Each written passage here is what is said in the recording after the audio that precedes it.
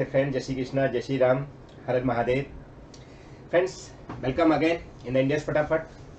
Today we do India's 41 agriculture. Friends, इसके ऊपर कोई एएस नहीं हुआ करता था। इट्स अ फर्स्ट इंडियाज जो आप बोल सकते हो प्राइमरी आउटपुट होता है एग्रीकल्चर, बायोलॉजिकल असेट्स, इन सबको एक प्रॉपर वे टू रिकॉर्ड देता है।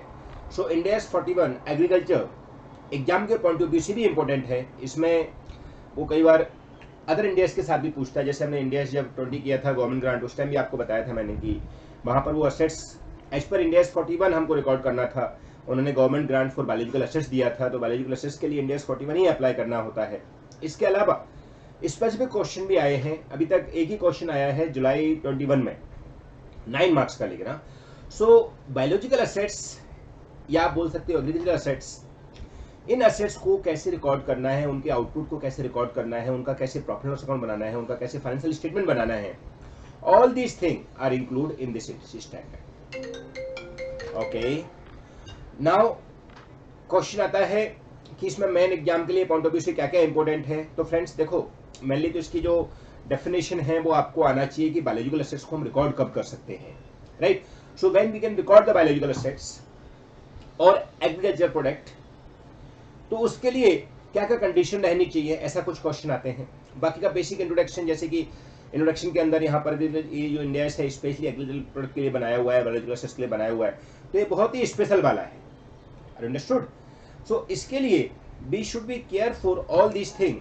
एंड इसके अंदर मेनली क्वेश्चन जो बायोलॉजिकल असेट्स है उसको रिकॉर्ड कैसे करना है, उसका कुछ फाइनेंशियल स्टेटमेंट कैसे बनाना है, उसके ऊपर आता है। जो एग्जाम में क्वेश्चन जुलाई 21 में आया है वो भी फ्रेंड्स मॉड्यूल में दिया हुआ है, या आप बोल सकते हो मनोज की एफआर बुक में दिया हुआ है, तो वो क्वेश्चन भी हम करेंगे, राइट। सो पहले इंट्रोडक्शन आप एक बार देख लेना। इंडियाज 41 एड्रेस फॉलोइंग की क्रिटिकल इश्यूज, बराबर। जो मेन प्रॉब्लम आती है उनको ये कंट्रोल करता है। जैसे मैंने कई जगह इंडियाज में लिखा है कि India is not applicable for biological assets, not applicable for this. So ये जो नेचुरल गैस, बायोलॉजिकल असेट्स जो भी है सब यहाँ पर ही रिकॉर्ड होने वाले, राइट। सो क्या क्या करता है ये देखो। When should biological assets or agricultural product to be recognized in the balance sheet?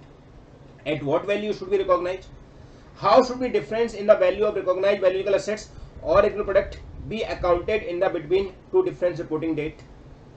अगर सपोज ऐसा है कि कोई बायोलॉजिकल असेट्स है जिसको हम प्लांट या लाइव प्लांटेशन बोलते हैं, तो वो असेट्स की वैल्यू ऊपर नीचे हो गई है, बिगिनिंग ऑफ द ईयर अलग थी, एंड ऑफ द ईयर अलग हो गई, तो उसको कैसे रिकॉर्ड करना है, ऐसी सब चीजें यहाँ पर आती हैं। अंडरस्टूड? सो यहाँ पर ये की फैक्टर हमारे लिए मेन जो हमको यहाँ पर आउटपुट निकालेंगे वो लोग, right. What should be the key disclosure, ये सब आ जाएगा, राइट। देन स्कोप ये बोलता है किस किस पे एप्लीकेबल है, तो बायोलॉजिकल असेट्स पे, एग्रीकल्चर प्रोड्यूस पे, राइट। फिर government grant other than bearer plant, क्योंकि बियरल प्लांट जो होती है वो इंडिया 16 कवर कर लेता है, इसलिए बियरल प्लांट को उसने छोड़ दिया है, okay, because its cover by India 16 but not applicable. ये सब जो पर्टिकुलर चीजें हैं जहां पर दूसरा इंडिया से एप्लीकेबल होता है, जैसे मैंने आपको बात बताया था India 20 government grant, but government grant for biological assets है तो यहाँ पे भी आएगा, बट उसमें इंडिया 20 का भी रिफरेंस डालना पड़ेगा, ठीक है। नाउ मेन पॉइंट आता है, सो वो बोलते हैं कि बायोलॉजिकल असेट्स को आइडेंटिफाई करना और उसको बैलेंस शीट में रिकॉर्ड करना, उन चीजों पर मेन फोकस किया गया है। तो यहाँ पर उन्होंने डिफरेंसेस बताया हुआ है कि what is biological assets, what is agriculture produce, and what is production that are the result of the procedure after harvesting। तो हार्वेस्टिंग के बाद भी जो प्रोडक्ट आता है उसको भी इंडिया 41 कवर करता है। ऐसे करके उन्होंने कुछ एग्जाम्पल दिए हैं, ये आप प्लीज एक बार पढ़ लेना, ये आपके देख रहे हैं। ये बायोलॉजिकल असेट्स है, ये जो है एग्रीकल्चर प्रोडक्ट है, और ये उसके बाद में हार्वेस्टिंग होकर बाकी के प्रोडक्ट है, राइट। जैसे कि बायोलॉजिकल असेट्स में सीप हो जाता है, राइट, जो कि सॉरी लाइव प्लांटेशन वगैरह है, उससे जो वूल बनती है वो एग्रीकल्चर प्रोडक्ट हो जाता है, और वूल से फिर अपन आन या कारपेट बनाते हैं, वो हमारा उस प्रोडक्ट से प्रोड्यूस हुआ, हार्वेस्ट हुआ प्रोडक्ट बन जाता है। तो ऐसे ये सब नाम दिए हैं जिससे आपको एक आइडिया मिलेगा कि what is biological assets, what is agriculture, and what is after that harvesting, जो प्रोड्यूस तैयार होता है वो, तो तीनों को ही कवर कर रहे हैं। ओके, आगे बढ़ते हैं। अब रिलेवेंट डेफिनेशन दी हुई, तो फ्रेंड डेफिनेशन के अंदर अपना मेन पर्पज क्या है कि हमको ये बताना है कि ये जो असेट्स हैं ये अपन को क्वेश्चन में जो बताएगा कि ये जो कंडीशन है वो फिलफिल हो रही हैं, तो ये हमको उसको रिकॉर्ड करना है, तो वो डेफिनेशन से पता पड़ेगा। तो इसके अंदर रेगुलर प्रोडक्ट की डेफिनेशन दी हुई है, बायोलॉजिकल असेट्स की डेफिनेशन दी हुई है। इसको देखो ध्यान से देख लीजिए। बायोलॉजिकल असेट्स इधर defined as a living animal और प्लांट, लिविंग एनिमल और प्लांट, राइट। फिर बायोलॉजिकल ट्रांसफॉर्मेशन, इसको कब रिकॉर्ड करना है, तो इसके ऊपर एक छोटा सा मैंने नोट लगाया हुआ है, ये देखिए, रिकॉग्नाइजेशन ऑफ द एसेट्स, यानी कि बायोलॉजिकल एसेट्स को रिकॉग्नाइज कब करना है, तो उसके लिए 3 कंडीशन फिलफिल हो, अपने माइंड में रखना, तो आप उसको रिकॉर्ड कर सकते हो। सबसे पहले एंटिटी शुड कंट्रोल इट, माने जो लाइव स्टॉक है या जो लाइव प्रोडक्ट है, लाइव प्लांटेशन है, उनको हमारे कंट्रोल में होना चाहिए। नहीं कि लाबारिस जो लिविंग स्टॉक है, लिविंग वो है, वो हमारे कंट्रोल में नहीं है, उनको हम स्टॉक नहीं बना सकते हैं या उनको हम अपने बायोलॉजिकल एसेट्स नहीं दिखा सकते हैं। सो हमारे कंट्रोल में रहना चाहिए, तो एंटिटी शुड कंट्रोल इट।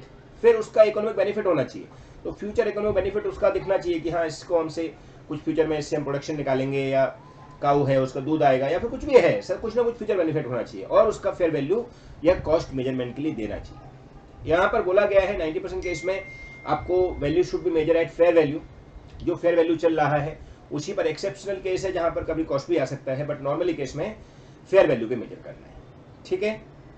फिर मेजरमेंट लिखा हुआ है, देखो biological asset should be measure at its fair value, if it's not available then there is a presumption that fair value can be measured reliably, fair value can be measured for biological assets, ऐसा अपन सोच सकते हैं। तो उसके लिए question भी आया हुआ है जो एग्जाम में आया है, क्वेश्चन वही क्वेश्चन यहाँ पर एग्जाम्पल के लिए दिया हुआ है आपके लिए, तो आप देख सकते हो, राइट। अब गवर्नमेंट ग्रांट आती है, तो ये जो थोड़ा इंडिया 20 है उसके ऊपर अपन बोल सकते हैं। ये बोलता है कि अगर कोई बायोलॉजिकल एसेट स्कीम को गवर्नमेंट ग्रांट मिली है, तो जैसे गवर्नमेंट ग्रांट में अपन रिकॉर्ड करते थे वैसे यहाँ पर रिकॉर्ड करना है। अगर वो अनकंडीशनल है, पहले तो वो हमको कुछ पैसा मिला है, सपोज मॉनेटरी मिला है, तो अगर वो अनकंडीशनल है तो we can record it immediately.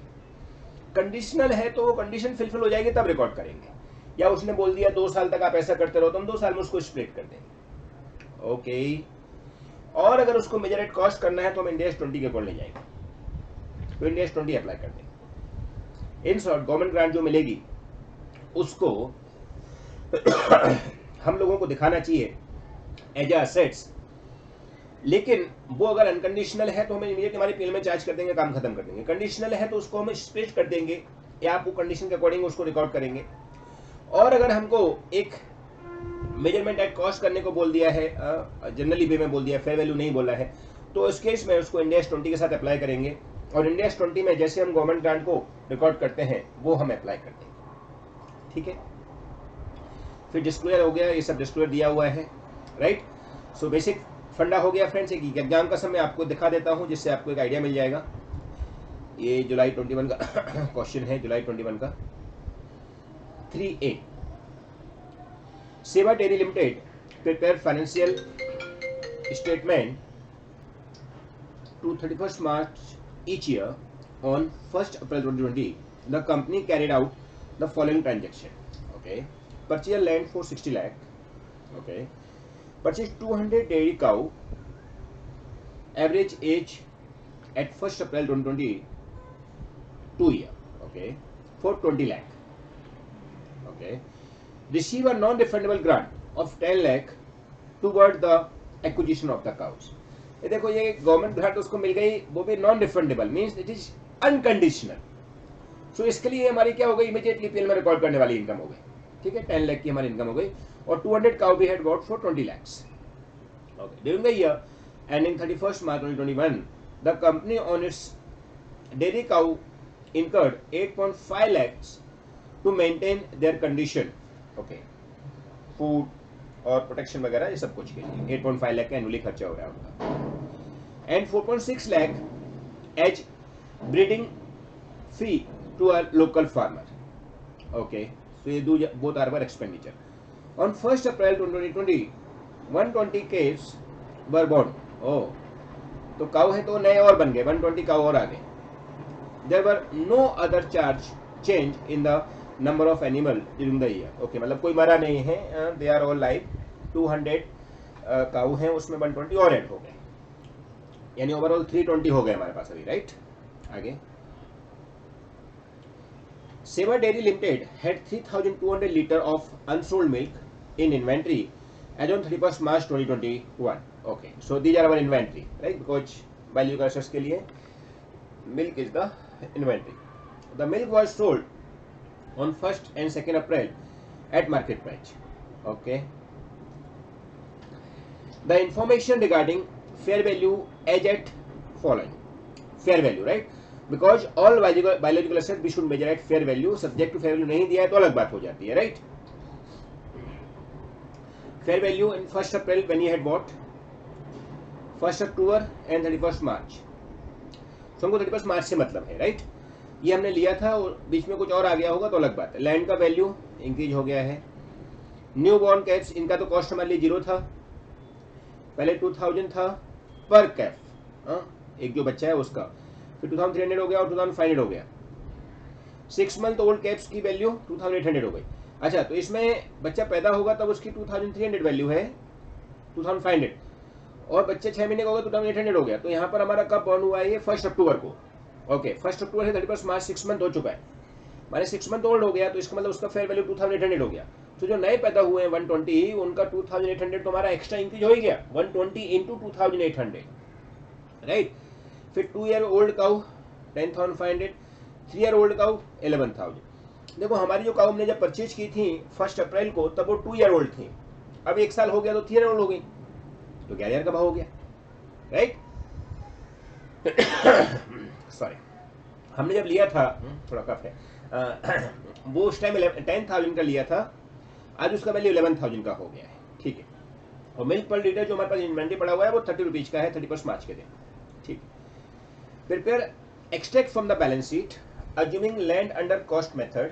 Okay, तो लैंड को तो कॉस्ट पे रखना है, उसका कोई नहीं है, क्योंकि हम बायोलॉजिकल एसेट्स की बात कर रहे हैं, एग्रीकल्चर प्रोडक्ट की बात कर रहे हैं. And statement of profit and loss that would be reflect in the financial statement of Seva dairy limited for the year ended 31 March 2021. Discuss the relevant index in support of your work. Perfect. कितने marks का है friends? 9 marks. So simply हमको क्या बनाना है? एक तो income statement बनाना है, जहां पर इनकम क्या क्या हो रही है वो लेना है. तो इनके भाव बढ़ गए, बराबर. फिर इनका जो खर्चा हो गया वो माइनस हो जाएगा, गवर्नमेंट से जो ग्रांट मिला है वो माइनस हो जाएगा. अंडरस्टूड? सबसे पहले हम बनाते हैं P&L statement, right. So extract of profit and loss statement. जो इनकम है वो दिखा दो पहले. इनकम उसने क्या क्या बोला है? एक तो हमको गवर्नमेंट ग्रांट मिल गई है,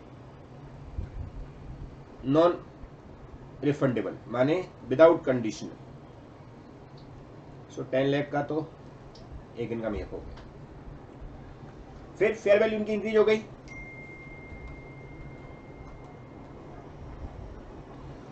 एग्जिस्टिंग जो काउ हैं उनका वैल्यू कितना बढ़ गया?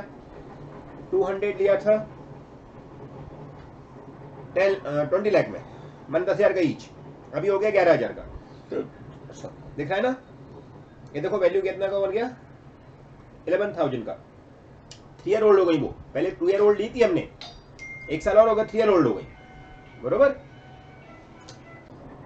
सो इसकी 1 लाख की 1,000 इंटू 20 वैल्यू इनकी बढ़ गई, यानी कि 2 लाख की वैल्यू इनकी इंक्रीज हो गई, राइट. फिर नए बेबी बॉर्न हुए, जो नए बेबी बॉर्न हुए उनके लिए भी हमारी इनकम बढ़ जाएगी.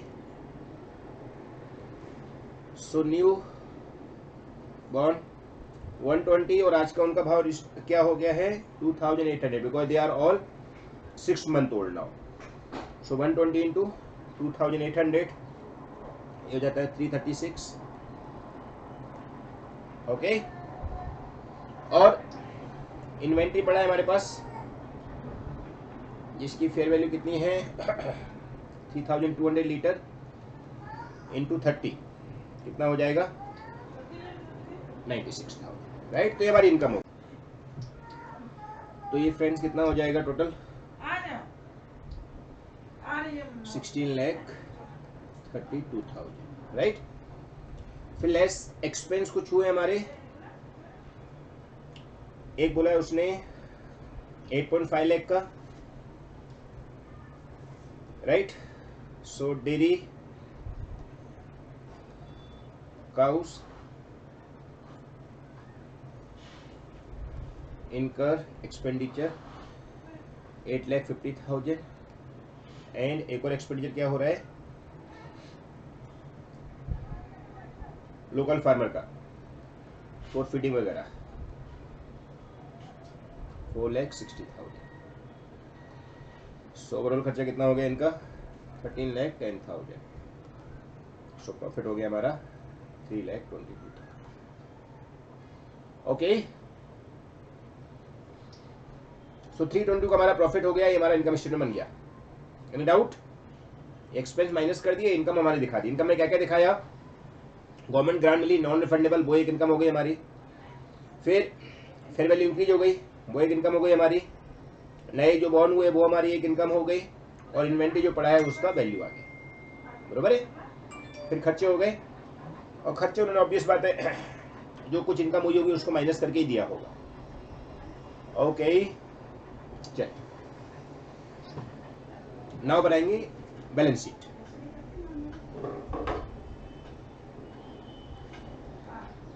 बैलेंस शीट वो भी एक्सट्रैक्ट, राइट, बिकॉज सारी इन्फॉर्मेशन तो हमारे पास है नहीं। तो उसके अंदर लैंड है हमारे पास, कॉस्ट पे वैल्यू करना है 60 लाख का, और क्या क्या चीज है हमारे पास। काऊ है, काऊ 200 है जिनका 11,000 का भाव है, कम्स टू 22 लाख। और न्यू बॉर्न जो है वो भी हमारी एसेट्स ही हो गई 120, इनका भाव 2800 का है, 3,36,000 का। ठीक, ये हमारा हो गया नॉन करेंट एसेट्स। या आप बोल सकते हो biological assets, including biological assets. फिर करंट एसेट्स के अंदर हमारे पास एक इन्वेंट्री पड़ा हुआ है, दैट इज 30 रुपीज के हिसाब से 3,200 litre milk, 96,000। Okay, so total लगा दो इसका भी, तो ओवरऑल जो भी अमाउंट आ जाएगा वो हमारा हो जाएगा बैलेंस शीट में, टोटल एक्सट्रैक्ट और बैलेंस शीट। ठीक है, क्लियर। तो बेसिकली यहाँ पर हम स्टेप 1 और 2 भी लिख सकते हैं थोड़ा सा एक्सप्लेनेशन के लिए, कि स्टेप 1 में प्रोडक्ट के बारे में, इंडेक्स 41 के बारे में आइडेंटिफाई हो जाना चाहिए, कंट्रोल में होनी चाहिए, और एक उसकी फेयर वैल्यू मेजरमेंट के लिए ऑप्शन होना चाहिए। उसके अकॉर्डिंग फिर हम इनकम स्टेटमेंट बना देंगे और बैलेंस शीट बना के तैयार कर देंगे। That's all. ओके फ्रेंड्स, तो this is simple. Biological assets, ये खाली नाम जो मैंने आपको बताए थे, name of biological asset, agriculture product and harvesting after agriculture product, उनके थोड़े नाम याद रख लेना, कभी कभी क्वेश्चन के ऊपर भी आने का चांस लग रहा है। ओके, बाकी आपको ये आइडिया दे दिया। Okay friends, thank you so much, जय श्री राम, बाय बाय।